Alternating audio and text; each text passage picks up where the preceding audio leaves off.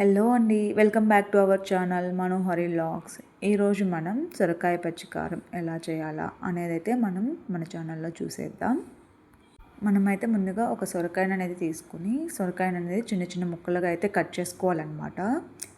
ఈ సొరకాయ కూర అనేది మనకు రైస్లో కానీ చపాతీలో కానీ తిన్నా చాలా బాగుంటుంది. ఈ సొరకాయ ముక్కల్ని మనం ఇలా చిన్న చిన్న క్యూబ్స్గా కట్ చేసుకొని పక్కన అనేది పెట్టేసుకోవాలన్నమాట.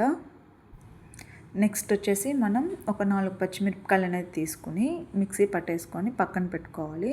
ఇవి చాలా కారం కాబట్టి నేను ఒక 6 అలా 7 తీసుకున్నాను. నెక్స్ట్ వచ్చేసి స్టవ్ మీద కడాయి పెట్టుకొని దాంట్లో కొంచెం ఆయిల్ వేసుకోవాలి. అలానే పోపు గింజలు కూడా వేసుకోవాలి.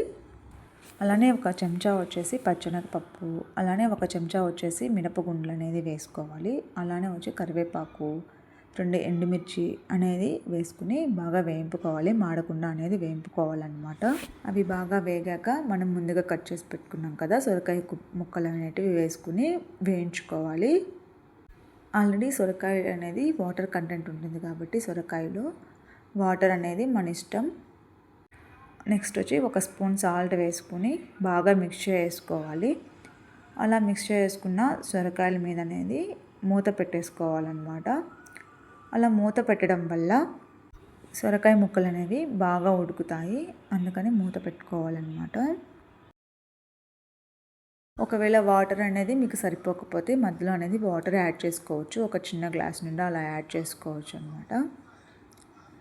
ఇలా అనేది సొరకాయ ముక్కలు ఉడికాక మనం బాగా కొంచెం స్మాష్ చేసుకుంటే మనకు ముక్క అనేది బాగుంటుంది. అంటే ముక్కగా ఉండకుండా కొంచెం బాగా తినడానికి బాగుంటుంది. అందుకని అలా చేసుకోవాలన్నమాట. నెక్స్ట్ వచ్చేసి ఇది వేగాక మనం ముందుగా మిక్సీ పెట్టుకున్నాం కదా పచ్చికారం, అదైతే వేసుకుని బాగా వేయించుకోవాలి. పచ్చి వాసన పోయేంత వరకు పచ్చిమిరపకాయలు అనేది బాగా వేయించుకోవాలన్నమాట.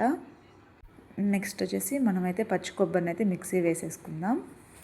ఇవైతే నేనైతే కొంచెం పచ్చి కొబ్బరిని తీసుకొని ఇలా అయితే మిక్సీ పట్టేసుకుని పక్కన పెట్టేసుకున్నాను.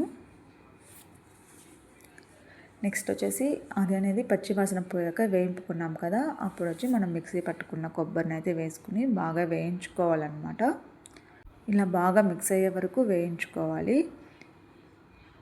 కావాలంటే మీరు లాస్ట్లో కొత్తిమీరతో కూడా గార్నిష్ చేసుకోవచ్చు. మనకైతే సొరకాయ కర్రీ అయితే రెడీ అయిపోయింది. మీరు కూడా ఇలా సొరకాయ కర్రీని అయితే ట్రై చేసి ఎలా వచ్చిందో కమెంట్ బాక్స్లో కమెంట్ చేసి, అలానే నెక్స్ట్ ఏం రెసిపీ చేయాలి అనేది కూడా కమెంట్ చేయండి. మీకు నా వంటలు నచ్చినట్లయితే ఒక లైక్ చేసి, షేర్ చేసి, అలానే సబ్స్క్రైబ్ చేయండి.